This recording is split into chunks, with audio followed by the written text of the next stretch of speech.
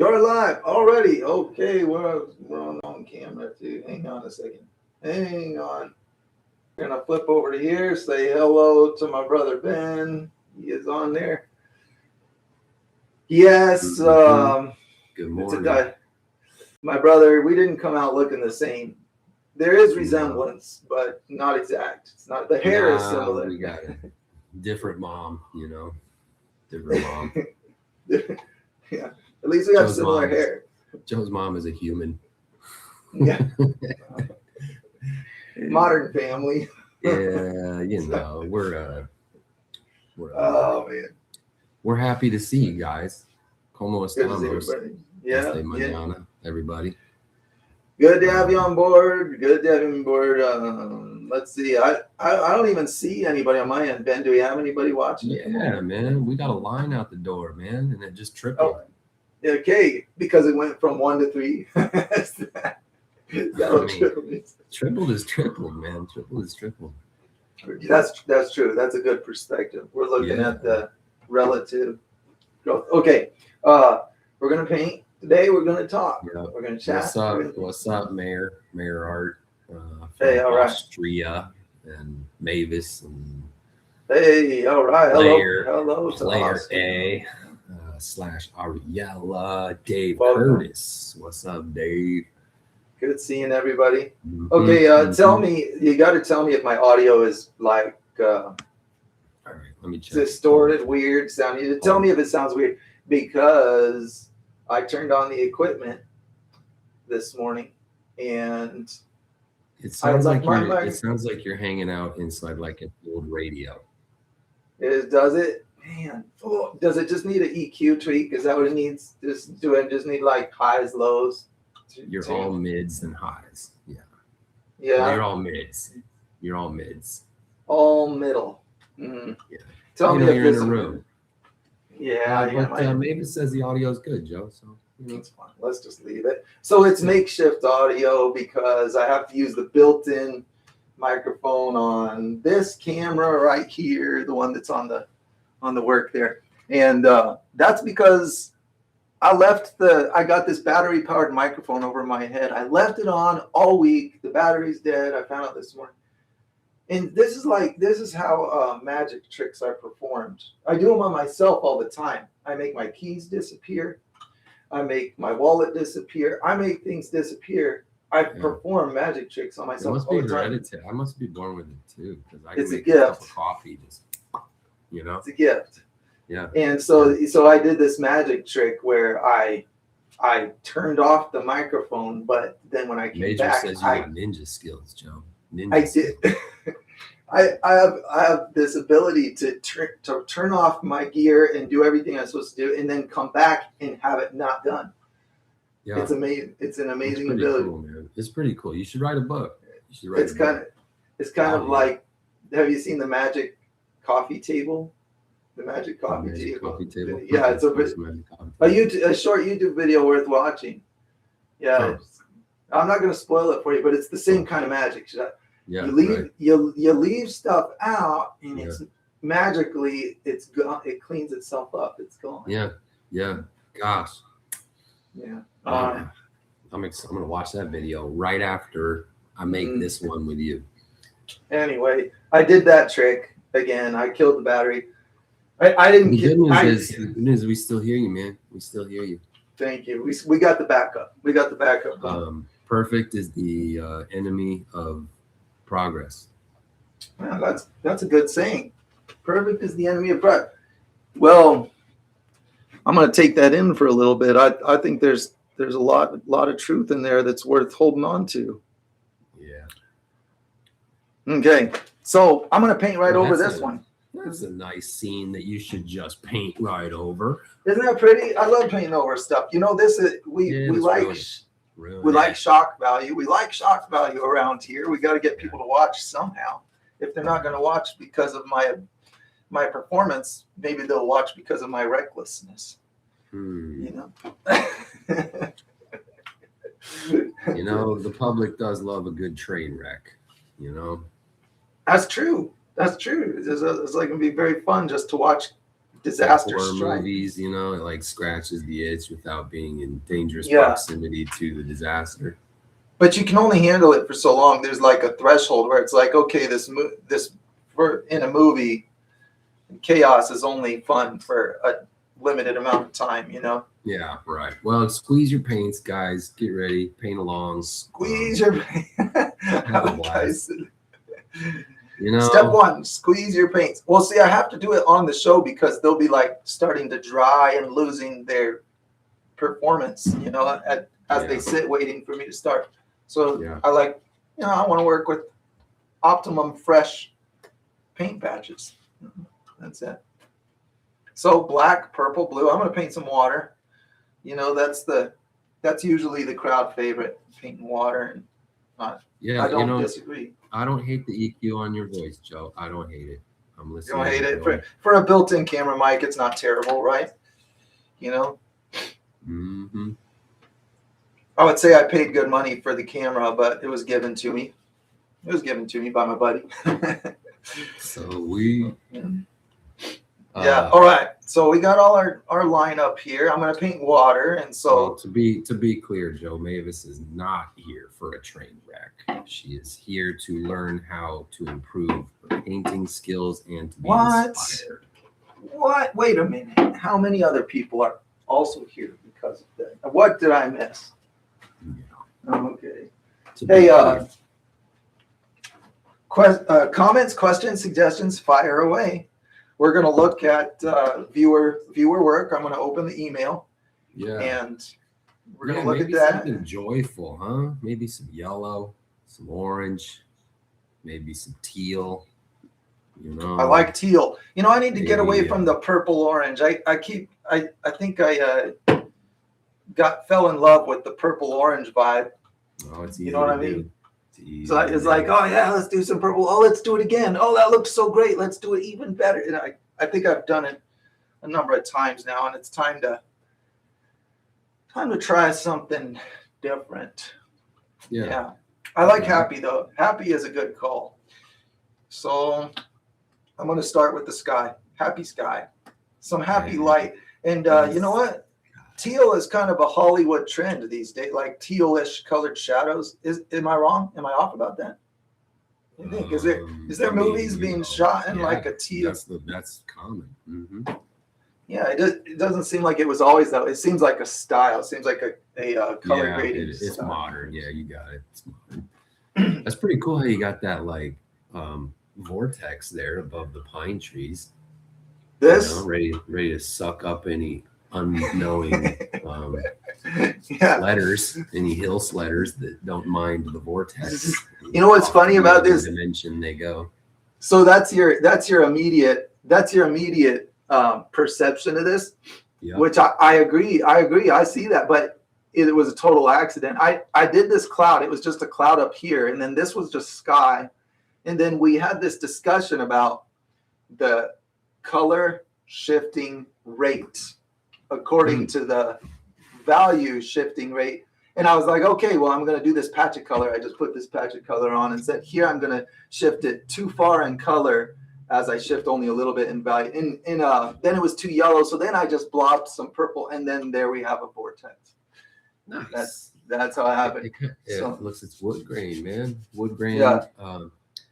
Who'd have thought we would learn about the cosmos by peering into the wood grain, you know? True. Yeah. Well said. If That's we it. seek to understand the macro, Yeah, look first at the micro. totally. That was well said. I like that. Boy, you're full of wisdom this morning. Got to give it to you. Pretty good. I disagree, Pretty good. but I'll take it. Yeah, I'll take that. It's good to know, when something makes you feel better, just take it. You know, we don't need to argue with it. Just Yeah. Well, I mean, frustrating things come along and they don't care if you accept or take them. They just go ahead and plop right down on you anyways. Right, they're just gonna be there. Yeah. You know? How much of we're getting philosophical already. This is what we do. Man, This is what we do. already? This is what we do. I can't help it because I don't know how else to talk. What else do people talk about? I don't know. What do you want to talk? We can't talk about the weather. We're not sharing the weather. Yeah. I liked your vortex idea, so I had to throw one in there before I destroy it. Yeah, man, that's cool. It's like, well, I was reading an article this morning about these two kids in Sequoia National Park in California in 1975. This is an iconic photo they took where they climbed up on this rock, like this hill, or whatever, and then when they're up on top of this hill, it was real cloudy out, and then they had long hair. These hippie kids, their hair started standing up on it, going straight up. Whoa, goes straight out. Good. So these kids are like, sweet. They pull out their camera. They're taking pictures of each other. You know, you go online right now and see these pictures of these kids. They just look the happiest two boys have ever been. And they got struck by lightning. And did they survive? They survived. That's good. Surviving to tell the story is great. For a while. Other things in life happened, but the lightning didn't take them. I was watching this crazy documentary. People that get struck by lightning, there's a pattern of it happening multiple times to the same person. Like it's not a one-off. It's not a one-off thing. Talk about unfair, man. Like this was true. What if you're the get struck by lightning guy? There was these people telling their story. This husband and wife the girl was this man had already been struck by lightning, and he had consequences in his body from. He's in his living room.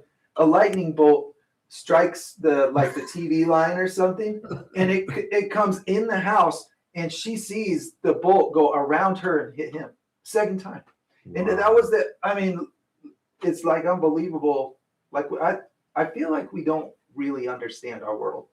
I felt like I had existential questions before that story. Imagine. I don't know how you'd sleep at night after that. It was some of us say, "Why am I here?" But other people are saying, "Why am I struck by lightning?"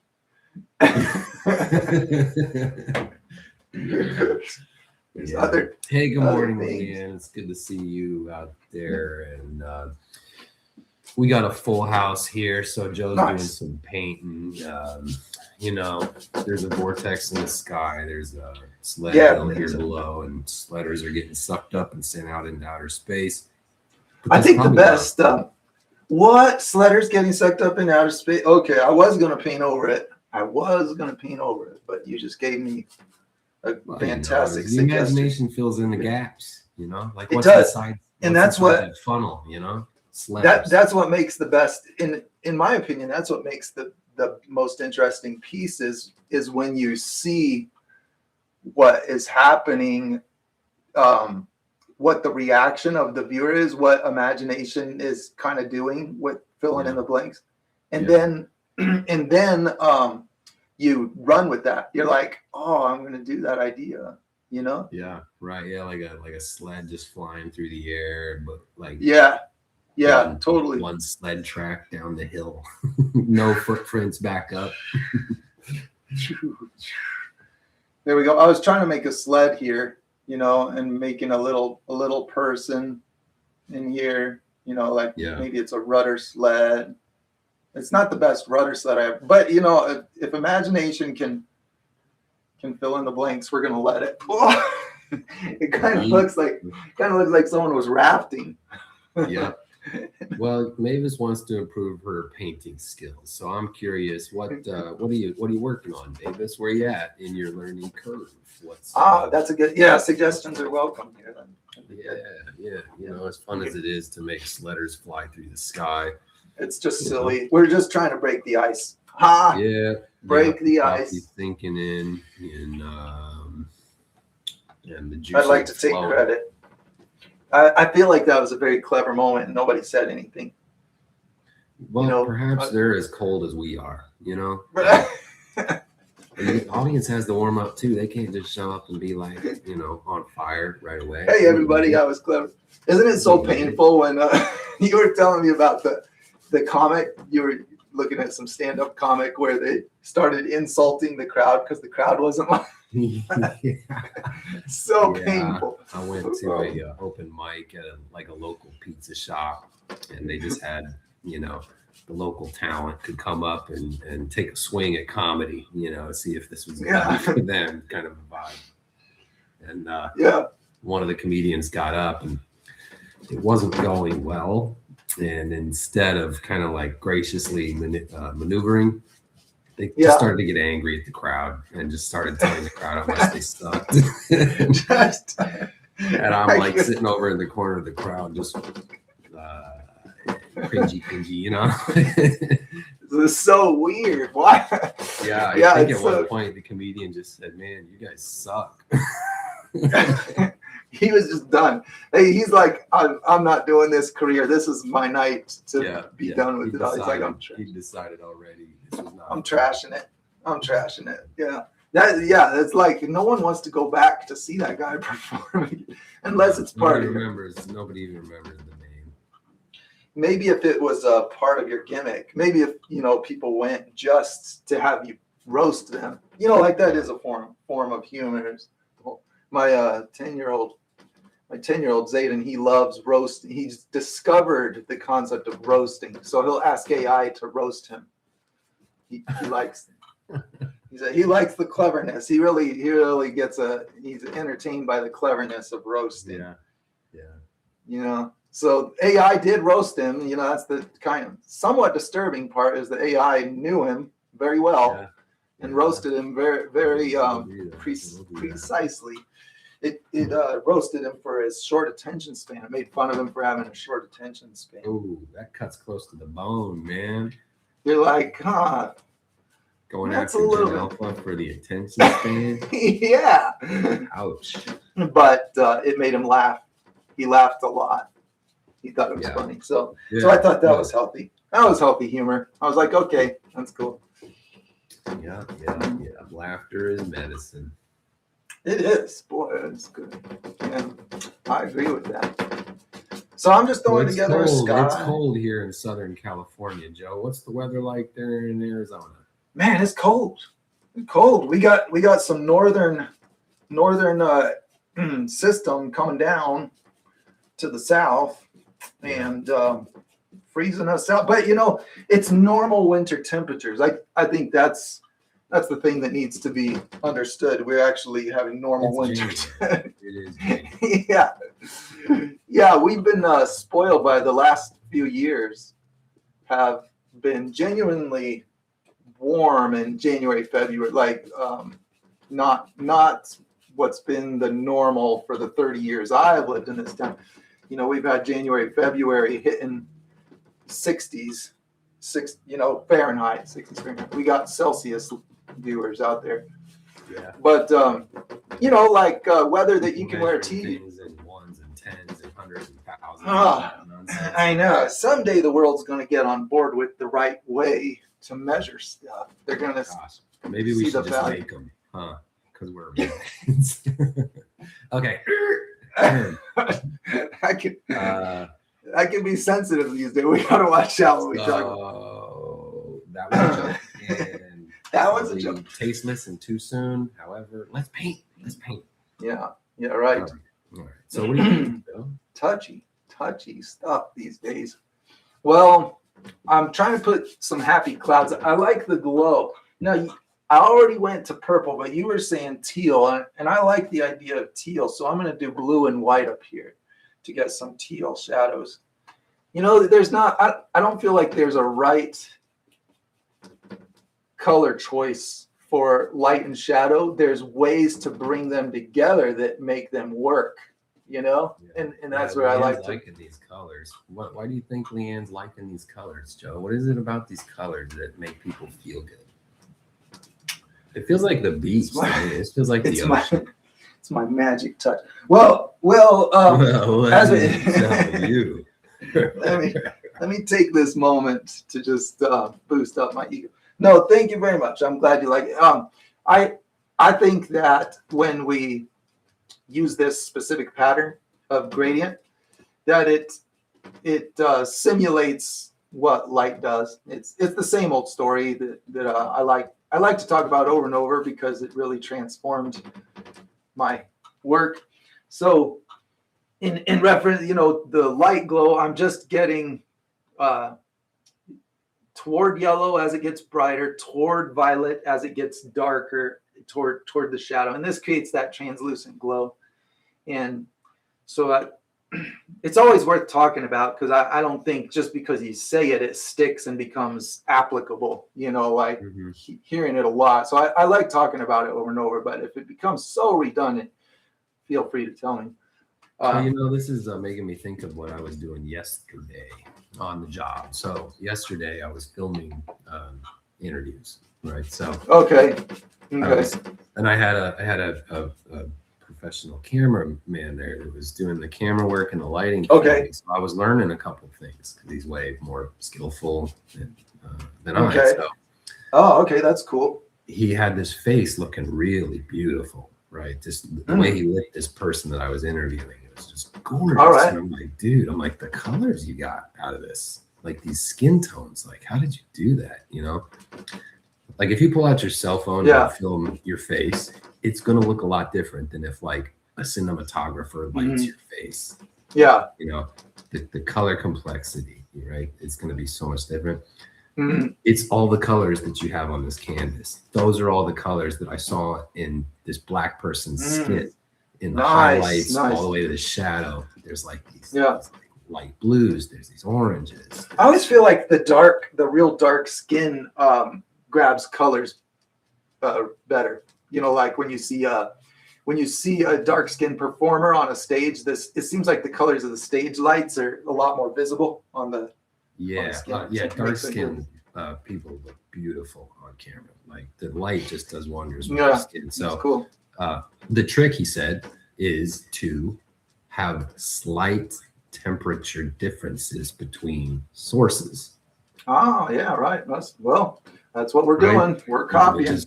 Which is kind of what you're up to here, right? Yeah. Maybe you're up to. I don't know. It's just paint. No, it is. There's the gradient within the temperature choice. So I choose the color of the light, right? So I'm choosing a warm color for my light because the sun goes this color frequently. It's a nice, familiar, attractive pattern. But once I've chosen that, okay, I want this gold tone. Well, then I'm doing this gradient within it, and that gradient does not include the shadow color. So the gradient stops somewhere in the red or something, in order to I understand I've blended them, but in my reasoning, the gradient is from the yellower part of my warm color choice to the most purple part of my warm color choice. But that's my light source gradient. Then I have my lesser light source, which is the shadow, that I chose teal, and that can have gradients in it as well. I forget why I went there just now. We were just talking about different temperature light sources. Yeah. I don't know. Sometimes we just go places, man. You just go places. Well, I'm feeling the need for different. To that point, after the kind of week I had, I'm realizing there's far more value in just playing than there is. Was it pretty rough? Did you have a pretty rough one? What was it like? That was a major bummer. However, in the wake of a major bummer, you realize what matters. And I realized that there's a lot going on here that's going to go out of control, and a lot of it's going to suck. So really, you got to play around a lot in order to make it worth it, And so it's fun to just throw paint on a canvas, It is. Just make stuff, try stuff, do whatever, be whatever, Sure. This is pure black right here. That's just pure black because I couldn't. I was like, what's my underwater color going to be? And pertaining to just throwing stuff on a canvas, I was pausing to try to decide, well, what color am I going to make the water? I can't decide, so I'm just going to make it black and focus on the reflection. How's that? Oil spill at sunset. How's that for professional? Oil spill at sunset coming right up, guys. Yeah. Now we need a good reflection color. Well, here's something from Leanne. Let's hear this from Leanne. She's saying, she was thinking about colorblind people, how they paint, and Oh, interesting. Interesting they topic. would if you had only value to manipulate in your painting, you would still Yeah. be able to represent these transitions and gradients, right? If you Yeah. were using value alone instead of color and all that. Yeah. Okay. That's cool. Yeah. Yeah, Yeah. I agree. Yeah, I don't know what it's That's like to be that's what's on colorblind. Leon's mind. Right. So value, I would say value is, like I think I'll be mistaken if I start saying what's most important. But Yeah, sure. in order to control what is perceived.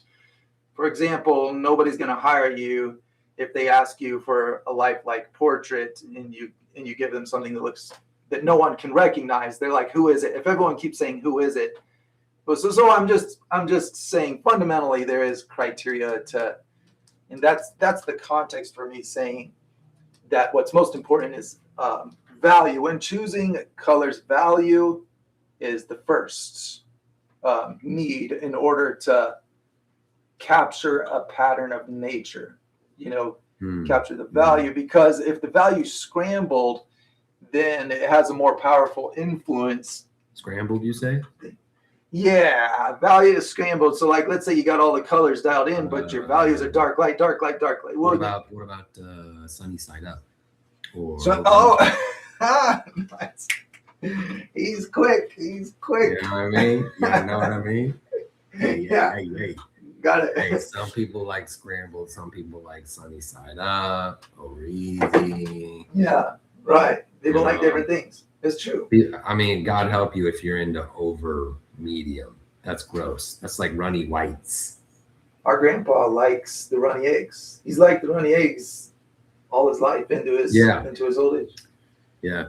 Runny eggs, man. You got to wonder about a person's mental health when they're into runny eggs. He likes to run. He loves to run. He liked in his younger years. He was a great runner, and he chose runny eggs. Well, that makes perfect sense then. Exactly. Of course. Of course. Yeah, they go together. You know what I'm going to do? So now that here's a strategy that has really helped me out a lot. I've got a map that I like. I like the way these colors are working. I like the way the orange, white, I made this really gray orange, put it on black, and I'm digging the way that looks with that sky. So I'm going to now premix, not my black. I know you thought I was going to have to premix black, but that's not the case because that's in a tube. I'm going to premix my reflection color and then whip this out much quicker. So premixing, once I see that I like a choice, premixing a batch is going to save me a lot of time. It's not like rocket science, right? But a practical thing. When I get used to. Guess what? Lollipop Strawberry thinks that your palette and painting are awesome. Thank you. This is out of the usual for me. I'm feeling the need to break out of the usual scenario. It's a new year, man. Let's break out. We already did all that stuff we did in 25. It's like if it was great, do it again, but you don't need to. Yeah. Why am I doing this? This makes no sense. Out. I don't need this thing. I've got this thing to premix paint, and I'm pulling a separate container. I don't know why I just did that. This is when that was the sleight of hand where I do magic tricks on myself. It was about to happen. I was gonna. You do not see over here. Yeah. Don't look over there. It would have been like, man, I know that I premixed a color. Why is it not in my palette? That's what would have happened. It's magic. It's sleight. Yeah, Mavis, you're right. People who eat raw eggs are awesome. I mean, Rocky ate raw eggs. Yeah, that's hard to argue with. That's hard to argue with. I mean, you seem to be doing all right. You won all those fights, took a licking and kept ticking. This is my orange. Look how pink that color is. That's my orange with white. This is why I use this orange. That's this right here. Okay. See, there's the orange on top of a red bottle. Here's what happens when I take that orange and mix it with white paint. Isn't that wild? So that's something. I use when I need to put highlights on a red thing, because like reddish colors tend to turn more.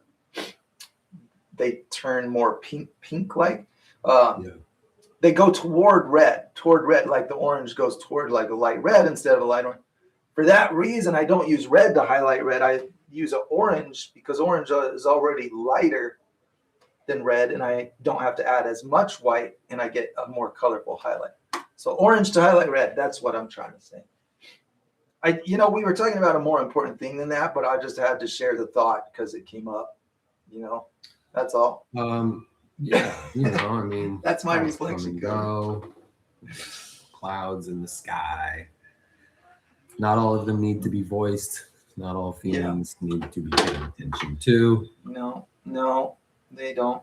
Man, I had a really good, deep thought before the live stream started, and I was like, I'm going to run this by Ben. And apparently it was not meant to be, and I left my mind as fast as it came. So it must not have been as relevant as I felt it was in the moment. Yeah, but I'm sure it felt really exciting. It made me feel like a real contributor. Yeah. You really I was like, some stuff out. Yeah, I was like, this is gonna like point some people down the right road. That's what's gonna happen with this thought, because it's so powerful, so amazing and powerful. Dude, right? Okay. Bummer. All right. Okay. So that's a good strategy. Leanne says, hadn't thought of using orange mixed with white for pink.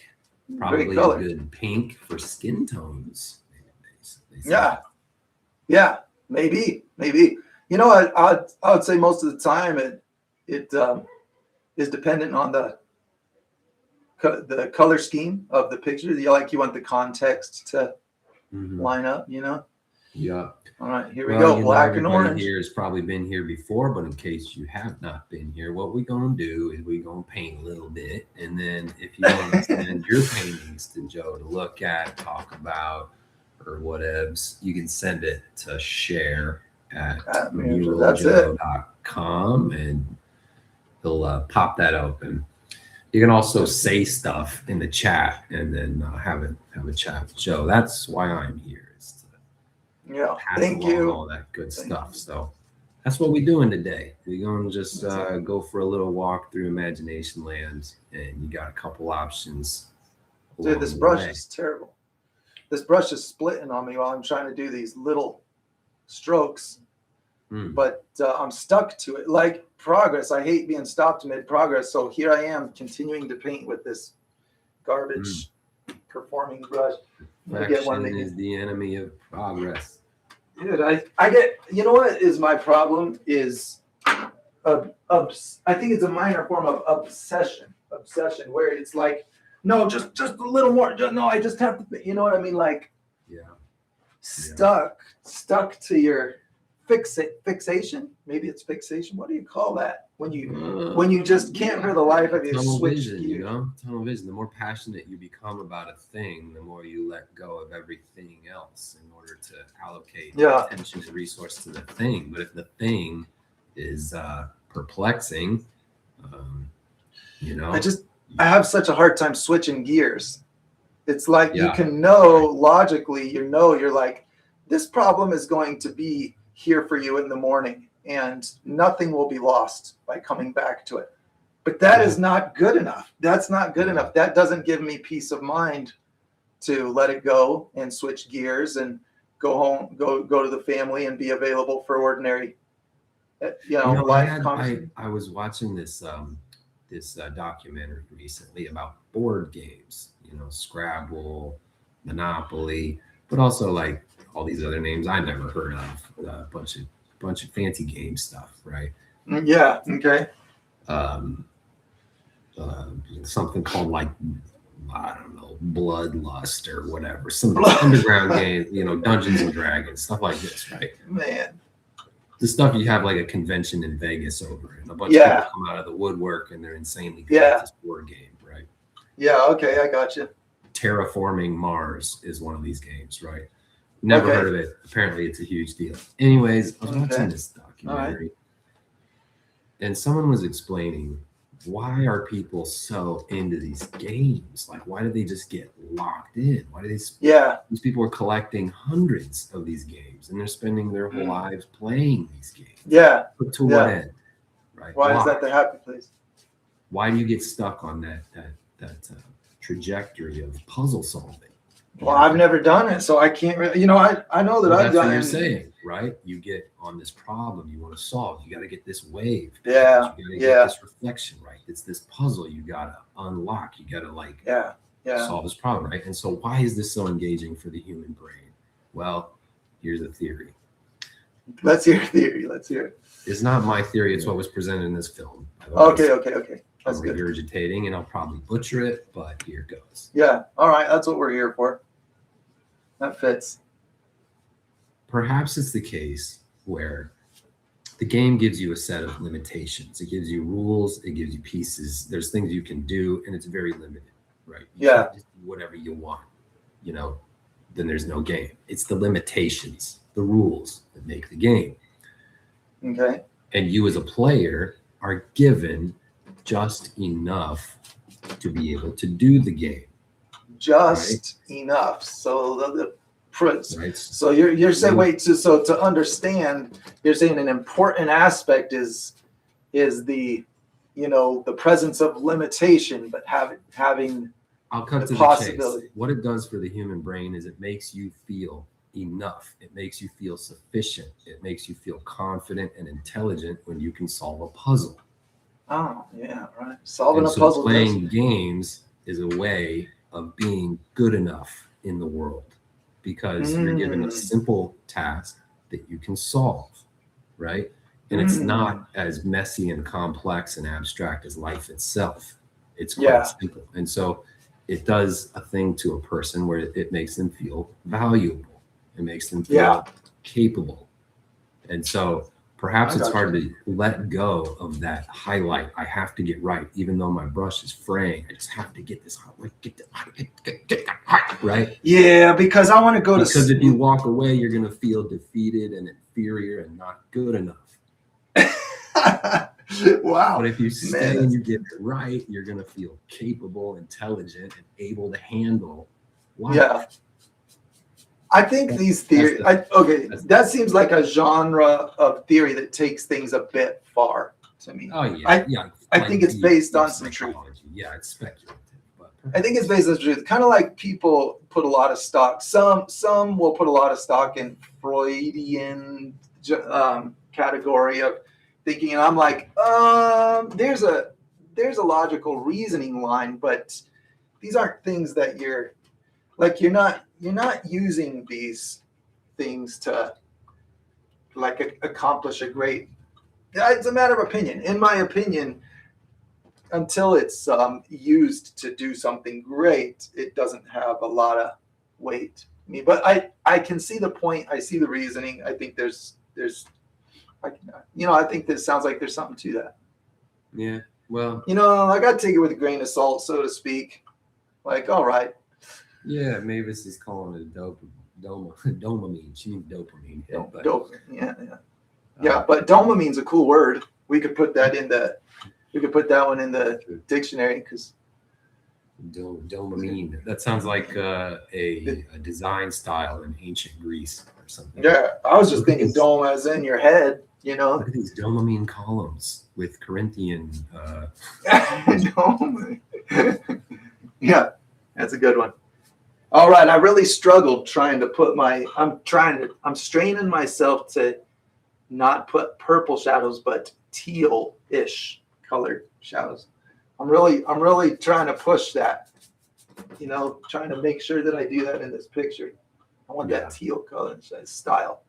It's the style. Okay, now back to the water. I needed a horizon. Now back to the water. Okay, so what else are we going to talk about? We got dopamine rushes. We got. It's like making your bed in the morning, man. If you can make your bed in the morning, it's important to make your bed in the morning. Okay, you don't make your bed in the morning, you're more likely to get depressed. This is something that has been speculated, right? Okay, if that's true, then what do you do when you get up but your wife is still sleeping? You get Huh? depressed. What? No, like What if you about make that? your bed in the morning, it tells your brain, I can conquer tasks. I can move forward. I can Yeah. handle things, right? But if you can't even make your bed, you just feel like intimidated and incapable to do the rest of your day, right? So it's just this little way of like these puzzles and like these highlights. Yeah. If you can accomplish the little thing, if you can solve the little thing, it tells your brain perhaps you can do the big things. Now that I think is one of the better points I've heard. It's, building up to, okay, because I think where the rubber meets the road, so to speak, where it becomes practical and relevant to everyday life, is I see the reaction of people in my industry. Not trying to elevate myself or anything like that, just saying patterns I see is when I'm showing someone something that I know is difficult because it takes some time to develop the motor skills. There's like any skill. Sunset highlights on black water. Yeah. Or let's take it out of the like that. That's one of those things. But let's say it's teaching a 4-year-old to start reading. Let's say you're working with your 4-year-old. You're going to start reading, and so for some people that's an extremely daunting task, and you can see the hopelessness in someone's face. Sometimes you can see that. That's what the point I'm getting to. Is you'll see the reaction of that is way too much, and you can see the giving up happening before any effort has even been extended. You can see it because I'm proposing, and because I find that nature in myself, so I'm judging myself. I'm proposing that it's that exact thing that you haven't tasted enough success in smaller things building up to that to immediately have a mindset of I think this can be done. Totally. All right. Yeah. So building up to it is a key component. So to keep things on the bright side, I'm suggesting that there's a lot of value in the follow through of finishing and accomplishing small doable things. Yeah. And a couple people here are suggesting it's all about the dopamine, right? You get a little dopamine squirt, and that makes your brain crave more dopamine squirt to go do another thing. Yeah, that's become popular. Which is a very chemical way of looking at it, and not inaccurate. But there's the body, which is doing that. It's about dopamine, but there's the mind, which is about self-confidence and ego and things like that, which is a much more murky water. I agree. I think dopamine is popular content these days. I think it became a popular subject to discuss when we realized that giant companies were researching it to make you not stop looking at your device, and then it became popular. When they came out with the little red hearts, that's when everybody was like something's going on here. That's what we're getting here. Yeah, you're like, I'm a grown 46-year-old man, and I'm staying looking at my phone because I like it when someone sends me floating pink hearts. Yeah, come on, what's going on? So there's conversations. Yeah, it's like, wait a minute, this isn't so. It just felt like something's up. Though people started talking a lot about dopamine. Yeah. And it's not like it was unknown before. I just think it became popular. And now I feel like it's possible to me that things are a bit heavy-handed on dopamine because I believe there is a deeper, more meaningful part of myself that wants to be great. I want to be a good man. I want to be noble. I want a good story to be told. And if that means sacrificing all of the dopamine, then I'm in. I feel like I want to sign up. So it doesn't just come down to dopamine because I'm not that shallow. And I think there's a whole branch of society that wants to make things that shallow, but that's what I'm not on board with. Yeah, well, what I think we're steering into right now is the great value of life happiness / dopamine, or is the great value of life purpose and meaning, which is often divorced from any good feeling at all. Man, I don't know the answer, but I can tell you that, just what I said. I can relay my own perception of myself. To suffer for the well-being of your family, right? To sacrifice yourself and your time and your own interests for the well-being of others, or anything like that, is not a dopamine hit. It's not. And I think you could argue that you're doing it because you are foreseeing a dopamine hit in the future. You're like, yeah, it's not a dopamine hit now, but you know that it's going to pay off someday. And that's about dopamine. But I also disagree with that. I think if I learned that there is no God and I won't exist when I die, I think still I would say my first priority is I want to be great. I want to be awesome, noble. And if it means not having the dopamine, I'd rather be brave. All the things we consider. There is we relate to that. When you see someone be brave in a movie, it's inspiring. You're like, yeah, I want to be that. And that actually is a sacrifice of the dopamine hit. Yeah. Yep. So that's the subject matter here. We're not just compelled by the urge to feel good again. We're also compelled by the void and sadness within us that needs filled with purpose and meaning.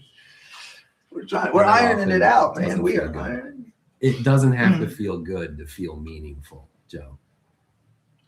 Yeah, they're different. They're different things. So that's mysterious, but I think it's true. Tom, he's got a little addition here. Conflating the two. Brain chemistry is how it all works. Whatever you want is generated by these chemicals in your brain. That is reductive to kind of just the biology of it all. But we are more than biology, I would suggest. I agree. That's what I'm going to leave it at. I'm going to go with what Tom says. Yeah. More than biology. I see biology as the interface to the matrix. That's it. Yeah, right. Yeah, it's the monitor. Yeah. That's what I see. Well, Sugar the surfing dog. I love Sugar. With 3 turd emojis. So hard turn here from Sugar the surfing dog. Turd emojis. 3 That's a great reaction. Emojis, guys. I think So that says all we need to know about where this is going. I love that. Oh man. That's good. That's good entertainment. Okay. Yeah. Hey, so why did you go a little more blue as it got closer, as opposed to that black that you did over there on the horizon? Yeah, thank you for asking that. I appreciate that, because underwater color is more visible as the angle changes. So as we look down into water, we see whatever color's under there. And I was thinking, well, maybe it'd be fun to put a little bit of light. But when we look across a surface of water, and it's not just water will teach you how to paint everything as far as how light interacts with as we look across a surface, less and less of the subsurface color is able to escape at that angle that we're looking, because there is an angle change upon medium change, material change that happens. So I'm going to use this like a 2D diagram. Light is under the water, comes up. When it transitions from the water material to the air material, it goes like this, like that. And the more it's at this angle, the more it goes along the surface. So now let's take this angle. Well, if it goes here and it's coming out of the water, it hits that surface and really gets pulled off course, really close. And so light that is like coming at this angle under the water, really along the surface, you don't see it. It comes out and its angle change just gets sucked into the surface. So you'll see gradient cutoffs where things are like on a gradient, but suddenly just stop dead because of that relationship. Anyway, too long of an answer for a simple question. Yeah. Because when we're looking downward into the water, we see more of what's under it. That's why. You know? Yeah. Unless you have polarized sunglasses. I got some for Christmas. Man, I don't even know how those things work. It's so mysterious, so effective though, man. It's crazy. You know what? I want to tell you my take on polarized sunglasses. I also don't know the truth of how they work. Now, I know that people are chomping at the bit to say, I know, but let me argue that you don't. Nah, they're still debating dope. Yeah, debating dope. That's cool. That's a good subject too. But okay, I'm saying we think we know because people have very confidently said so. However, how many of us have gone out and proven that there's no other possibilities? That's tough to do. So we have to admit, well, we don't know. We have people with models say, well, here's the model it's following. And one that's been suggested with the polarization, so, like it blocks light, is that the shape of the wave changes. It hits water, it bounces, the shape of the wave changes. The crystals and the polarized lenses are a very particular crystal shape, and they let one shape of wave through while stopping another. So it's a real fascinating theory, but I'm skeptical. I'm like, that makes a lot of sense. I like it, the model. And it is a working model. It's in the category of a working one because they use it to do math and figure their way through new things. But I think there's more to the story. Yeah. On that. Yeah. Well, if it feels good to feel like you know the rules, to feel like you're adhering to them, you're in lockstep with the way that it is, Way that it is. Yeah, knowing is a very seductive connected to the truth concept. Yeah. You're in the in crowd. You've unlocked the way things. Yeah. I know. But then that's stupid to get on board with that, because then when you find yourself crying in your hands because life's not going right, it's hard to go to somebody and get help because you've isolated yourself. You've put yourself in this elevated category of not being one of those people that's in the dark and needing support. And then it happens and you're all tore up, and it's like that's humble pie. So, that's, I guess that's just kind of where I'm at. Yeah. With life at my age and all. Dog wants to send you something to look at. So the address for that, Shug, is share@muraljoe.com. You can send it on over there right about now. Is a good time to do that. You just said Shug. You just said Shug like it's not. They say they love Mural Joe when they first started painting oceans. Whoa! Their very first tutorials were 12 years ago from you.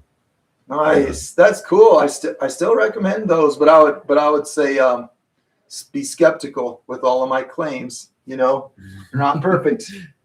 They're not perfect. Some of those earlier, I like going back and looking at those earlier things. It definitely had more of an ego. Definitely felt more right about things back then. I was just yesterday realizing I don't know anything. I'm right there with you, bro. I don't know stuff. That's a very interesting place to arrive at in life, where it's like, oh man, I don't know anything. Yeah. Like so much of the security in life is feeling like I know. Yeah. Right. Yeah. I got it. I know. Yeah. I know how things are. Gosh, if it hasn't become crystal clear, I don't know anything. I'm just winging it. Yeah. I like very interesting. Chris Pratt played. The TV's is, I don't know if it's called a sitcom show. Parks and Rec. Yeah, great show. Yeah. I liked that one. Chris Pratt had a great character in there, and he was very quotable. That character was very quotable. One of the quotes that's always stuck with us to laugh at is, "I know what things are." Yeah, that's great. Yeah, It's good. I know what things are. All right, That's teal. We're putting the teal, and then I'm going to look at pictures. We're pumping up the teal in this little splashing wave intersection here. yeah, that's sick, man. So Put that in there. yes, Let's start. send those photos on in. Ask the questions if you got them. Say the controversial things if you dare. That's what we're here for, guys. Come on down.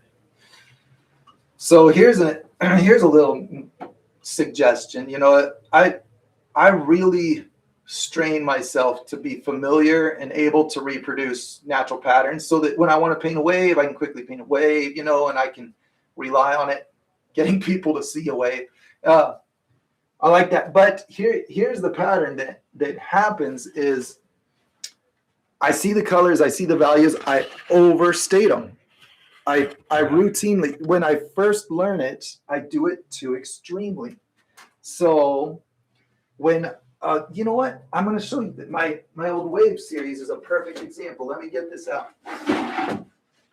Now I felt real excited, and it's not that this is bad advice. It's not bad instruction or bad advice, but this is an example. So I went very extreme on the brightness change and the color change. So it's fun to know this pattern as things illuminate from within. They shift toward yellow. So I went from a more purple blue to a more turquoise blue to a really turquoise. But look how far. It just went further than it needs to. So learning how to dial it back once you learn the pattern. So it can be discouraging when you look at work and you don't catch on. All you did was overstate it. That's if you don't like I tried this pattern doesn't work. Well, you just got to learn how to dial it. And so that's a good example there. That was from the How to Paint Waves. That's directly from material that I have the material for sale, for download. It's not bad material, but it's important for me to explain that I'm working through dialing my own abilities as I'm just trying to drag people along. You know? So here it is dialed down. This is an example of dialing it down. We don't need to go so extremely to that super bright color. Yeah. And on that note, man, Reaper Put says something really great here. So was it something like turd or was yeah. No, let's hear it. Pizza slice, eggplant, peaches. Just kidding. Okay, Reaper Put says this: painting boils down to infinite nuances and subtleties. All right, I'm gonna let you have the last word on that one. I don't disagree. I just like that. Like that. I like leaving room for unquantifiable nuances and subtleties. Because, gosh, if that isn't just like going through life, man, you know. I see. Now I see why you like it. It's like life. It's cool representative of the way things are, you know. It's poetry. Yeah, and we are gluttons for meaning. We love that's it. We're all just trying to figure out what's in kind of meaning around here, you know. Yeah. Like, do we just keep getting hungry and tired and over and over and over and over and over, right? Or is there nuance and subtlety and mixtures of colors that we're overlooking for our desire to just make things black or white? That's why Groundhog Day was so that we can know. So that we can know. Let's just make it all black and white so that we can know. No, that's not how it works, man. Infinite color combinations, nuances, subtleties. Right. We don't get to know. We just get to explore. Groundhog Day was a big hit, and I think because it tapped into that universal. It instantly inspires when you're like, oh, I relate. You know, when you just relate so strongly. It has instant inspiration value. Yeah. It's the repeating are we just repeating? You had said, are we just doing the same thing over and over? I was like, yep, that's kind of the nerve that was hit with that. And that's now become a whole genre of movie. The Groundhog Day storyline has been repeated so much. Well, in like Hallmark movies. Not that I watch those ever. Okay. Let's put some reflection on this, then look at then we're gonna look at some artwork. We got plenty in the inbox. You know who sent me some was Oregon Devices says they're working on a painting with an ocean on the side, so this helps. I need to know all right, nice. I need to know how to do a wave from the right. Is what they're working on. From the right. Okay, let's ask for more specificity. From the right, is it a long wave drifting from the right side, or are we just saying from the right? Like I need the layout to answer that well. You know, like sure. what's from with some more deets there, Oregon. Also, Andy Ironheart, love that name. Says, it's good. My boy painting that water again, shifting hues, Joe. That's it. Okay, but he said, do you let the blue dry a little so the warmer colors don't blend into green on the water, or is that the advantage? Oh, that is a very good thing to bring up. Thank you. I wouldn't even think to talk about that, but that is a great nuance to talk about. There are times when that color mix, like if the blue is really wet and you hit it with the reflection color, it can turn to green and doesn't look like reflection. And in that case, having a overly purple premixed color, pink also will accomplish the same thing. So this color is not likely to turn green. This pink hue will very difficult to make a green mix out of that color. So using that for a reflection makes this easier. I can go right on the wet blue paint. But what you mentioned about partly letting it dry is great advanced strategy. I'll describe that as an advanced strategy because it requires timing while also thinking about color and value. Perhaps describe it as subtlety or nuance? I would. I would do that because it definitely influences how much that blue layer will merge into that top layer. And working with paint as it starts to dry, just doing it by repetition is how you get familiar with what I'm talking about. So I had to make sure I'm looking at the right camera. Doing that repeatedly, doing this wave texture as paint is drying, you see that the blending response changes as it gets tacky, and sometimes you can get softer, less brush stroke shaped, and that's what happened in the foreground. So that foreground there with these is something that happens more easily when the paint is not dry and not fresh, but partly tacky, partly dry.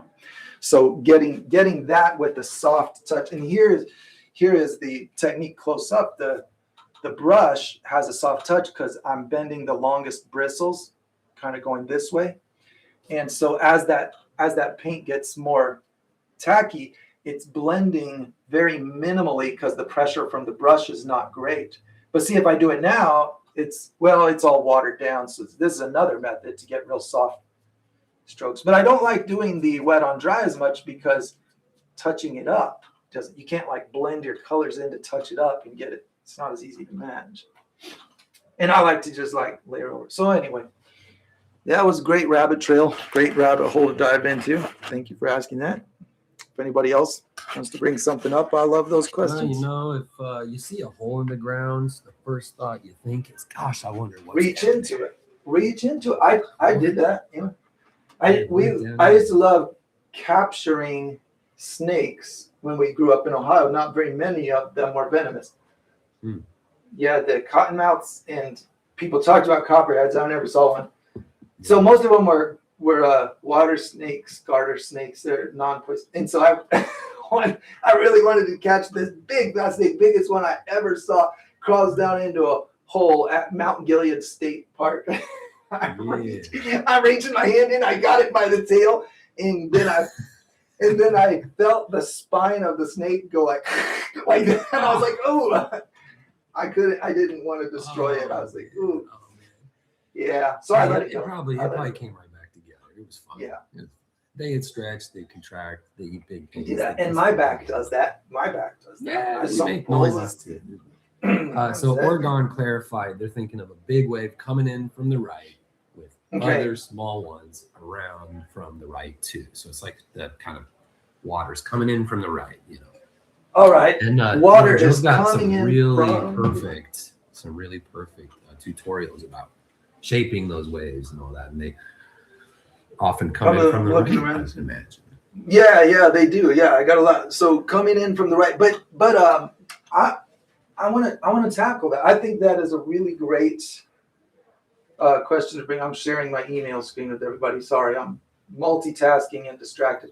Okay, I'm going to tackle that after we look at a few pictures. I like that. Do it. The angle, but we won't do like a full scale painting because we're short on time. But I'll show you this method I would use. Yeah. Okay. All right, cool. So Raymond Odd Day, what up? Just want to say hi, and then also Reaper Put says I tried to copy a work by Peter Mork. Okay. It was an absurd lesson in humility, they say. Okay. The man knew That's how to cool. reproduce effects in a way that only a master can. So check out this Peter Okay. Mork. Okay. I want to see that. We saw these last week. This I'm going through seeing what we saw and what we didn't. But Yeah. these are And emails then, sent to. You know, Tom is also suggesting, how about adjusting light for the space you're in? Example, a room lit by a yellow stained glass window will turn blues into green. Okay. That's kind of like nuance and subtlety. Yeah, like color grading. And I love the challenge. You know, that kind of stuff I love the challenge of multiple influences because I like to know the patterns that make it and say if it can happen in real life, then I should be able to paint it. Yeah. Sorry, I'm scrolling through paintings. These are beautiful paintings. Good job, Mary. We looked at them on the last live stream, so you can see these. I'm going through them quick because we showed those. Cornea's got some work here. We looked at that one. Very nice painting. We looked at that one. Okay, so let's put a marker. Let's star that one because that's where we stopped. Oh, we saw this one. Okay, this is a recap of last week. We saw that picture. Beautiful bridge captured by Tyler there. Inspiration for our snow painting that I just painted over the top of. Entertainment Hub's got a mural going. I haven't seen this one. Here's a new one, folks. Dude, I'm digging that. Are we in Florida? Are we in Florida right now? That is awesome. Look at that picture. That is a good-looking garage door. Let's zoom in a little bit on it. Boy, you really need some high contrast. The heavy lights and shadows are a big challenge on that garage bay door. But beautiful work on the double lighting of the trees. It makes them look very round. Nice. Yeah, it's hard to do that textured surface like that. Like the deep, high contrast shadows. This really makes these things pop out. The high contrast. Corrugation, that's the word. Yeah, Leanne says hard to do on a corrugated surface. It is, but here's the thing. Everybody, when it's consistent across the surface, it's like it doesn't bother anybody because we're like. Yeah, you get it. Your brain, it just goes, yeah, that goes there, that goes there. It's a layer. It's like that's not an ordinary garage door. It's an awesomely decorated garage door. So yeah. So we do our best to get the work to be seen, but it's a whole lot cooler than dude, look at this. I like that round. I like that really round shape on this peacock up here. Good job with the 3D formation of that. Hey, yeah, there's Waldo. Check it out. I didn't even see the peacock until you pointed it out. It goes up. Well, this is like a real dramatic change of texture and value here. It suddenly changes up to that. You don't have the same, so that's got to be a challenge. Yeah. That blue nearly matches the sky. That's pretty cool. Okay, thanks for sharing this. That was beautiful work. Nice job. And that is a serious challenge, getting the shapes and texture to show up on that bay door. You know, I wonder if you worked a little bit of those real dark colors into this top, if it make them merge together a little more easily. You know, because you got a natural shadow on you. Sometimes I'll cheat and put a darker shadow on one part of a wall where it's intended to look the same, but I'm just kind of doctoring it because of the light that's on it. Dude, what is this? What are we even looking at? Oh, I'll buy it. I want it. I see Raphael. I see Michelangelo. I see Leonardo. I don't see stuff Donatello. I don't even know what it is. Where's Donatello? He's not. You see the Which outcast. one was your world, favorite? What's your favorite Ninja Turtle, Joe? You got a favorite Ninja Turtle? It was probably Leonardo or Michelangelo, because these two. This one was like the leader, and this one had all the spunk surfer attitude. He was all personality. Michelangelo too. Raphael seemed cool though. Yeah, he was too serious for me. Raphael was. They did a good job at persona. Is that what you call it? Personification. They turned them into individuals with really distinct personality. The character models were clean. They were real clean for those guys. I thought that was neat. Man, cool. Hey, did you know that the mural, oldest living? Did you, Joe? Did you? Here's another thing I read. The oldest living animal on the planet is a 192-year-old tortoise. I would have guessed tortoise, but man, 192. Isn't that wild? Oh.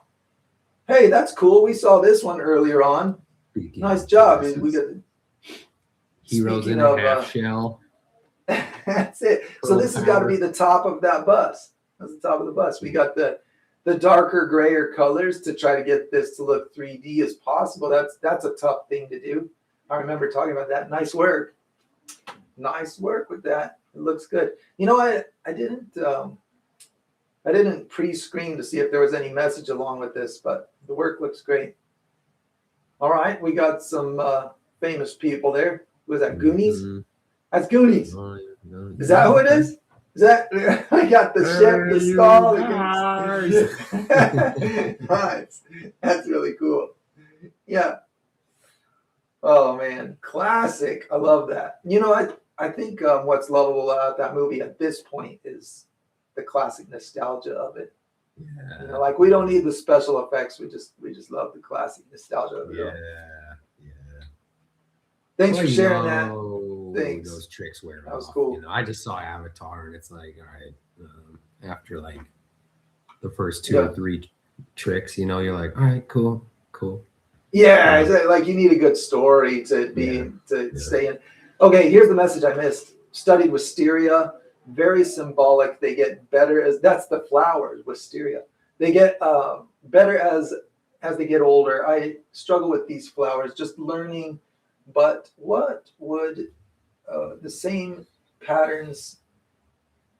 Okay, so I'm just going to rephrase this. Same patterns as the cherry blossoms.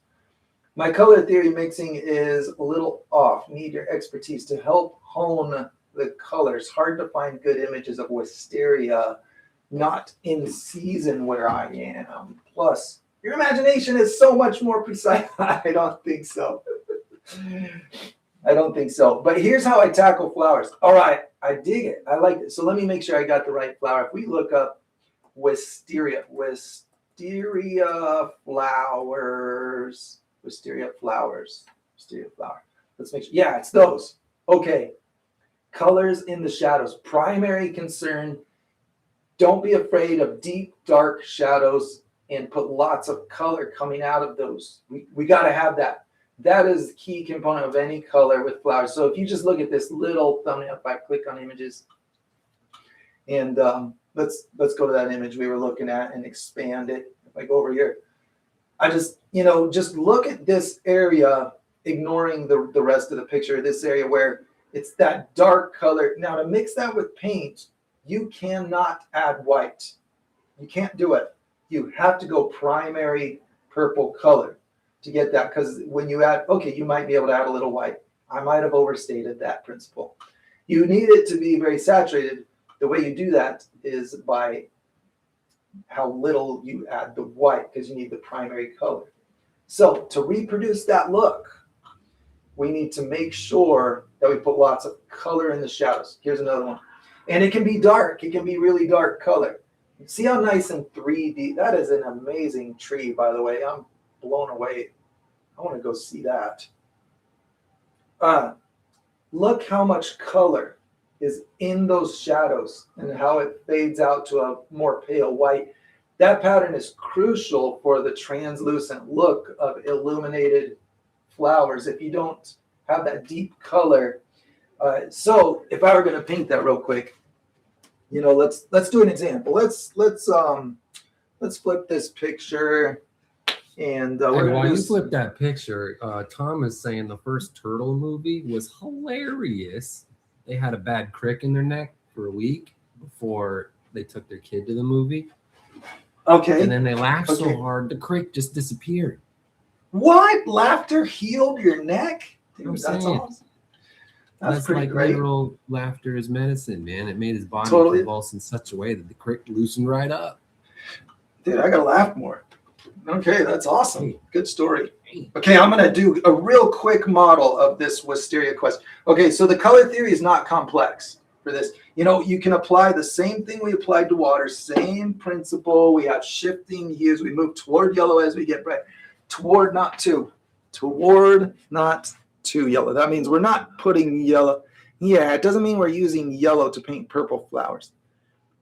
And with purple can be an exception. Purple can just get lighter, and that's all. No color shifting sometimes with purple. So you choose. If it's on the red side of purple, you might make it get more toward the red. If it's on the blue side of purple, you might make it get shift more toward the blue as it gets brighter. So here's what I mean. Shadows, we need just, we're just going to throw a bunch of saturated primary colored purple right here. And then we're going to put some white hanging down here. Let me make sure that the camera, here, let's go up here. There we are. Okay. We're going to just do little dabber-doos in here and go up, but we don't go back down because we want this to get darker into that saturated purple shadow. All right, we do that one. Let's do another one right here. My brush already has purple in it, so we'll have a purpley white up into the dark purple. Done. Okay, we're going to go up into the dark purple. Done. Now, I'm not saying that, I'm like I said earlier, we can learn rules and then we can be too extreme about them. Let's not be too extreme about it. Let's just recognize the pattern that makes this work is the presence of color between the shadow and the light. So at some point, it's okay to go to a very dark black shadow because it's not the lightness that makes it look like an illuminated flower. It's not how light it is. It's the amount of color in those shadows that makes it look illuminated. And then that combined with your lightness choice can create a sense of how bright the light is for sure. Okay, so just gradients upward. And I went with a pure white because it so easily causes that pattern. I don't have to pre-mix special colors, but we could do this. We could shift it toward blue. If it's on the bluer side of violet, we could go blue as it gets lighter. So let's take this one and go more turquoise-ish. But as it gets darker, it's not turquoise anymore. It's turning purple. So there's that color shift I use in water. So that's if it's on the blue side of purple, maybe it does that shift right there. But we can go the other way too. This is the fun thing about purple is you can shift either direction toward yellow. So yeah. What? It's wild. It's wild, man. Blows my mind. Okay, here's magenta. Magenta is more red than the purple I use. So there's my more red color, just a little dot of magenta. Magenta is not the color that has to be used. It's just closer toward yellow than purple is. Okay. So there's my magenta highlight. I'm going to add a lot of white to it. So it's going to shift from the magenta to the purple as it gets darker. Now, both of these, the one that is going more magenta and the one that's going more blue, both of them are shifting toward yellow as they brighten. But one is taking the left road, one's taking the right road. I always try to stay on the right road myself. Hey, Dad joke, okay. hey, Tom says on that note, regarding cricks in the neck, you either need to laugh more or stop painting ceilings. Yeah, right. Yeah, good point. And Good Andy Ironheart It's been a passes while. on this nugget of wisdom. Quote, wise men say forgiveness is divine, but never pay full price for late pizza. Michelangelo the Turtle. That's good. True wisdom. True wisdom, Andy says. Yeah, nice. I like it. Okay, so this is the strategy. Don't be afraid of the dark shadows. Here's pure black, no problem. Pure black, put it in those dark shadows. It'll look good if you're setting the stage for deep shadows with unlightened color. So you can do that. And then when you need to come in and make a dark, let's say you want to make a tree branch in there, you don't need like some light gray brown color. You can use a very dark, because you got dark shadows to set the stage. So this little bit of orange in here can be very dark and still give you interesting details in your picture. You don't need a lot, So let's put a teensy little bit of a brown color with just some orange, whatever the color is. Or maybe you want some green leaves.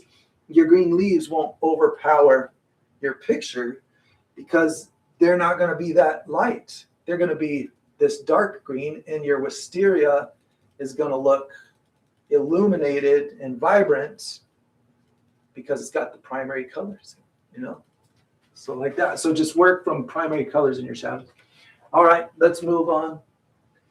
We've got our moving right along. Hey, it is about an hour and a half from whence we began, which means it's time for me to check out. Joe's gonna hang a little bit more and talk with y'all about stuff. We're gonna do that. I said I was gonna get to that. Share at neiljoe.com. That's it. Thank you for sharing that. That was cool. That was a good picture there. Thanks for sharing that work.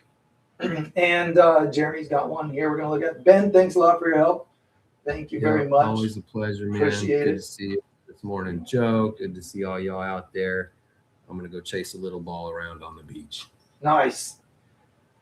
Jeremy says, I was inspired to paint this because of the cold here in New Jersey lately, but I feel it needs more colors like orange or magenta or complement the blues, but I don't know how to add without warming it up too much. Oh, well, hopefully this live stream adds a little bit of insight to that.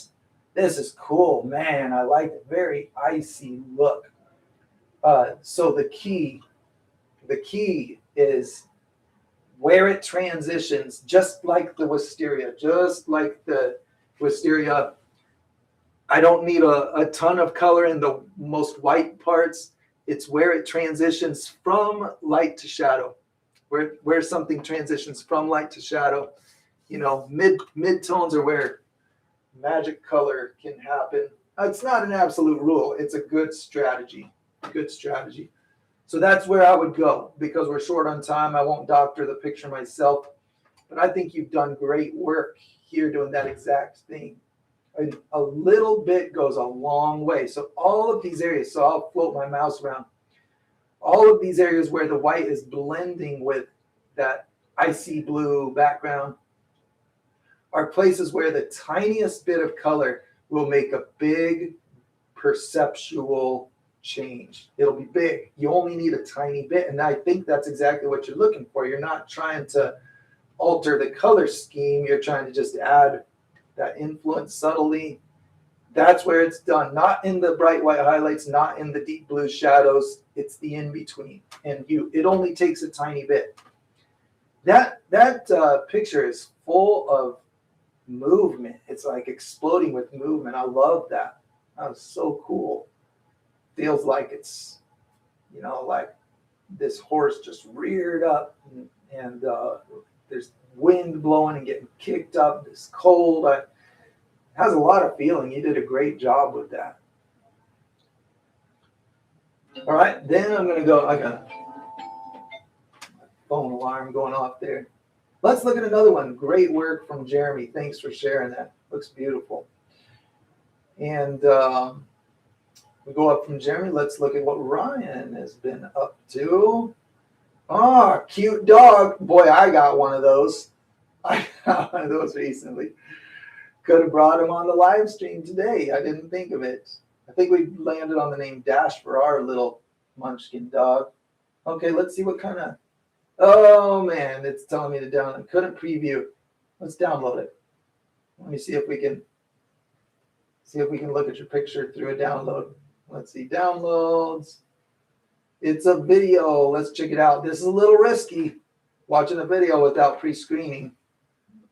This could sabotage the whole. Great. Yeah.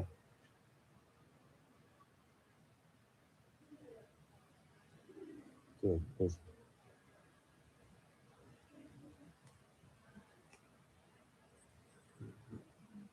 Nice. Nice. I like that. Good work. That is a good scene. Look at that, man. That's cool. Working in a hospital bed. Man, you are getting on it. Nice work, my friend. Great job. And those are some good colors in that picture, too. Looks really good. That was from Ryan, and we got a last picture of some waves here. Man, beautifully done. Look at that. It's got some great waves. Good gradient from the deep water to the you see some of the mud colors. That is really. Is that my picture? Are you looking at my? Am I giving compliments to my own picture right now? You got to tell me. That looks like you pulled up my own picture, and I'm going to be embarrassed to be the one that was saying good things about my own painting. It kind of looks like my practice board of my easel. I was going to say, wow, you did it just like I would do it. You got my video going there. Nice work. Nice work. I like it. Thanks for sending that in, Jeremy. Okay, now we got Ryan sending some stuff. Or that's where we were just looking. We were just looking at Ryan. We saw from Jeremy, saw from Ryan. We got Paulo Augusto sending in Peter Mork study. Let's see this Peter Mork study. Oh, okay. This is the one you were saying was very humbling because of his ability to capture effects so well. But you've done an amazing job here. I'm not seeing the. All right, let's check this out. Peter Mork. Peter Mork art. Peter Mork art. Let's see what that brings up. Okay, images. I want some context for what you're talking about. Artists. Wow. We're talking about some very lifelike pictures here. Okay.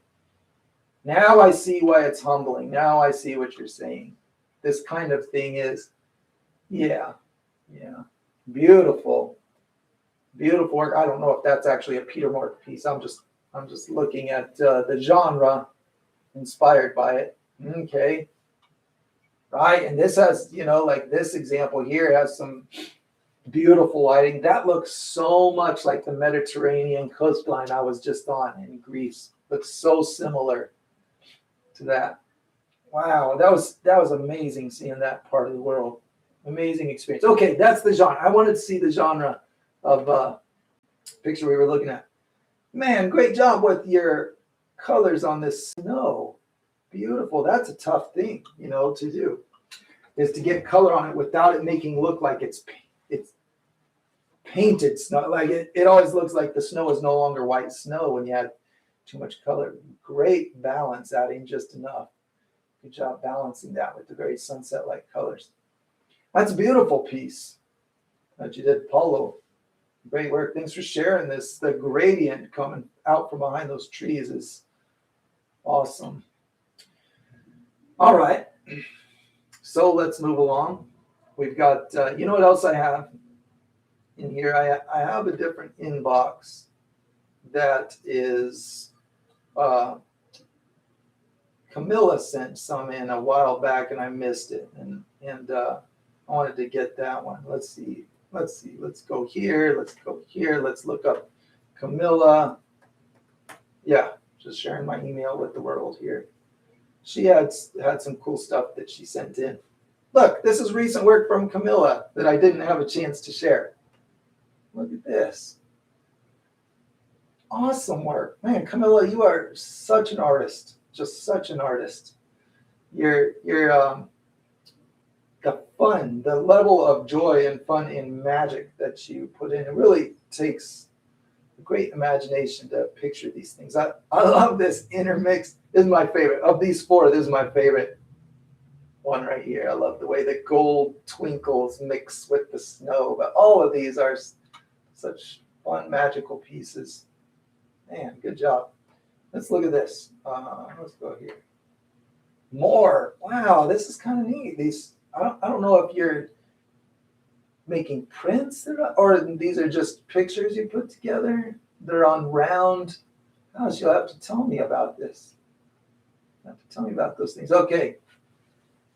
Picture one, beautiful stream. This is similar to my color scheme. This one with just using gray for the water, gold for the sky. That's like one. Awesome looking illuminated mushrooms. Couldn't have done it better myself.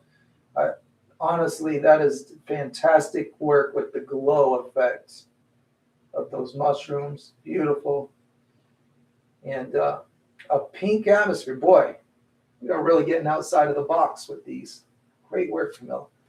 You know, I didn't have a chance to show these. They were sent in a while back, but it's beautiful work. Forgive me if I missed more. Just send them in again. If I missed your work, send it in again. I want to see it. There's only time to get to so much. Okay, final thing of the day is talking about that wave question. All right, let's answer the wave question. A wave coming from the right, where we don't need to paint an entire wave to do this. But we can do a real quick demo to send you down the right path. You can look up all of the wave videos that I've got. They might be helpful, they might not. But perspective is first step. Okay. First step is get the perspective lined out, and I am going to use white because it'll be easy to see. So when a wave travels, it's going to travel, it's coming from the right. So let's go like this. I'm going to make a line that curves a little bit like that. Okay, so this slight curve, not necessary, but when a wave travels, the middle of that wave travels, the risen part of the wave, what we call a wave, will travel the fastest. Well, the ends trail a little further behind. When you look at them from the sky, they're in a curved shape. So you don't want to make a long wave that is the other way, like horseshoed this way. You don't want that because it's going to look unfamiliar. You probably don't want it. Okay, shape of the wave. Let's get the perspective in order here. It slopes up. As it goes more straight up, it starts to fall over if it's up high. If the wave's really big, it's going to go above horizon. If it's small, it's not going to. We can stay right here. I just got a notification. Are you still there? Yeah, I'm still here. Stay in. No, let's just leave the call. Because Ben's not even there. We don't need it. All right. We're just on this one now. Okay. So we're going to go like this. We're going to make that curve. We're going to make this curve. Let's make a bunch of them. We're just lining out our perspective like this.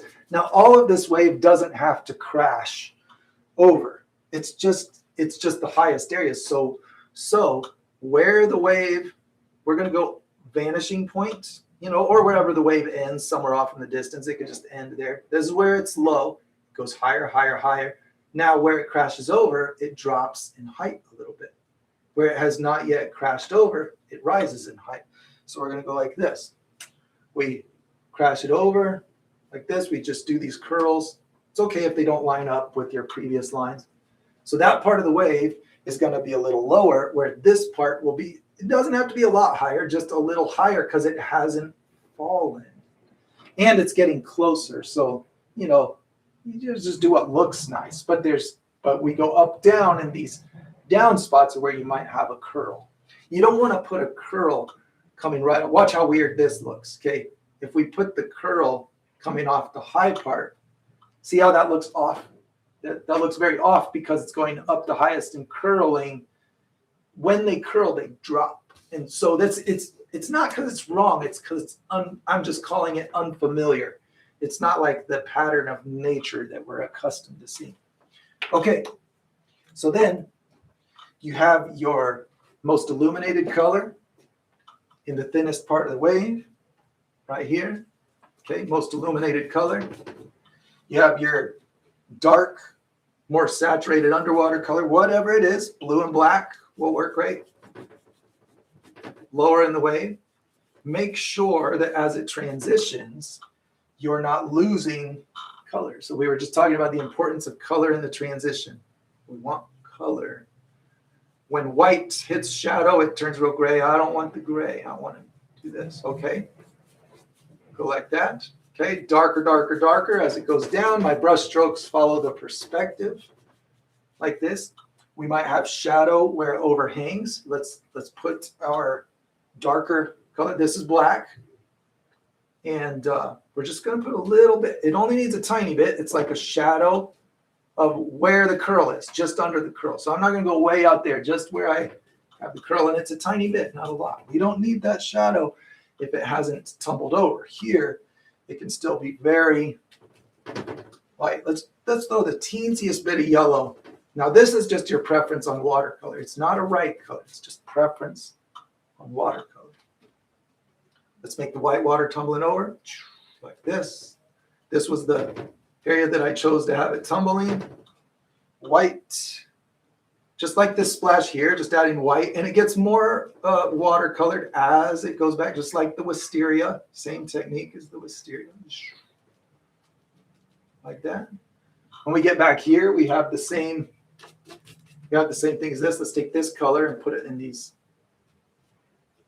distant part that's risen up. We got our brush strokes going the same direction. That's it. That's how you line it out. That's how you get the shape. So perspective, and then just follow that color pattern. Now this is nuance. Sometimes you can see a little bit more color in the top of that curl. Sometimes you can't. Depends on how clear the water is, but it can be fun to put it in if you want to. We might put a little bit of reflection on top of that curl. Here's my orange color I used on the water. Let's do that with a touch of white. There's white. Here's that orange. Let's go. Because it's a smooth surface of water curling over, it's going to have a little reflection on that top. Right there. Okay. And then this is just going to turn into a little splash. If it hasn't curled over, the water gets thinner, thinner, thinner, and you start to see maybe some sky color behind it. Let's just add a little sky color. In there, let's add a little more of the yellow and make it have less of its super blue color because the sky is starting to show through it as it gets thinner. Depends on how huge you want it to look. So you can make the wave a little smaller if we start showing some of that sky color coming through the top of the water. Okay, that's as good as I can do. I have to stop for today, but good luck on your wave. That's a wave coming from the right. I would emphasize the importance of perspective on this. You know, that was the first thing I tackled was perspective. It's because when you look at your picture later and the other things are dialed in, but the perspective feels off, then it's just a disappointing experience, you know. This reflection is just going to kind of diminish as it goes up the wave. So here's how you tie in the reflection. Less and less as I go sideways. Like this, like that. Having that brush stroke dialed into muscle memory is real helpful for that too. So here, I'm going to take a last look at the chat. I don't have Ben on board. He's not telling me what everybody's saying. I gotta see. All right. There are more nuances, but if you just look at pictures of waves, that might steer you better than I can. This is a starting point. This is a good starting point on how to throw that together. Okay, last thing I'm doing here is just seeing if there's anything. Sweet, got it. Thank you. All right, nice. So happy to hear that. Thank you for the compliments. Good compliment from Leanne to Camilla. Yeah, she did a great job. I don't think Camilla's with us at the moment. It's like 2, 3 a.m. her time when we do these. So, wrong picture got pulled up. Sugar the surfing dog. Interesting. Maybe we can correct that on the next live stream. I wonder what that wrong picture. Send me an email. Tell me about that. Sorry about that. Huh. Interesting. I sent it. Tried to pull it up. Let's check it out. Let's try it. We're talking about an email here. So I'm gonna get on my email, see what you're talking about. Hang on. share@muraljoe.com is where we want that. Ryan Ruster. Okay. Let's see it. Check this one out. This is what we're looking at. Man, that looks awesome. Look at that. This is kind of what I was talking about. We got the background popping through the thinner parts of the wave. Man, that looks super cool. You did a great job with that. The high contrast, these real dark colors are a key component of that glassy, reflective look. Those dark colors really cause it looks like reflection of your atmosphere shadows. Beautiful colors, nice effect, man. You got that dialed in. Nice. Come on, you won't regret. Man, you did a great job on this. You really did. That's beautiful. Let's see the next one. Okay. Look at that. That's the whole piece. Whole piece leaning up on the wall. Man, good contrast, beautiful colors. And you got that, I've been complaining about the same old orange purple thing I've been doing for a while. It is a great take on the more teal and orange vibe. Looks really beautiful. Hey, you did great work. I'm glad we got to squeeze that in at the last minute. One of my very first inspirations. I appreciate that. That's a real honor that you would put me in that category. Don't elevate me too high. I'm a guy getting the thrill of sharing stuff that I enjoy. I'm getting the thrill of it. Thank you very much. That's such a nice compliment. And I'm honored to be an inspiration. Thank you. All right. We'll see y'all later. We'll see you. It was very good hanging out. We've all got a weekend to get out there and enjoy. I hope you all have a good one.